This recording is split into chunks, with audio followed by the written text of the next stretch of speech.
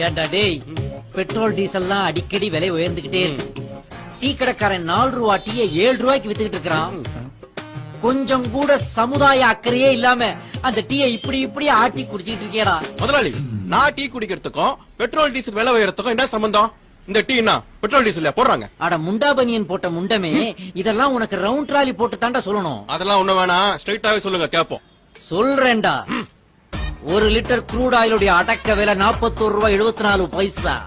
ஒரு பேரல்ல 159 litre crude oil இருக்கும்.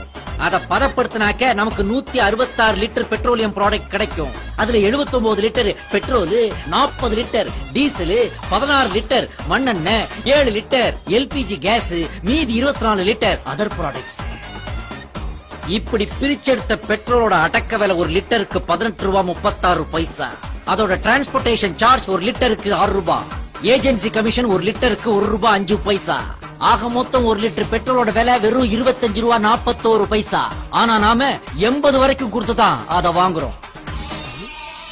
நீ குடிக்கிற டீக்கும் பெட்ரோல் டீசல் விலை ஏத்தத்துக்கும் என்ன சம்பந்தம்னு கேட்டியே? நீ குடிக்கிற டீல உள்ள சக்கரை, பால், டீ தூள் எல்லாமே அந்த விலையேறின பெட்ரோலையும் டீசலையும் போட்ட லாரியிலையும் வண்டியிலையும் தாண்டா வந்து இறங்குது. சோ அது விலையேறினா இதுவும் விலை ஏறும்.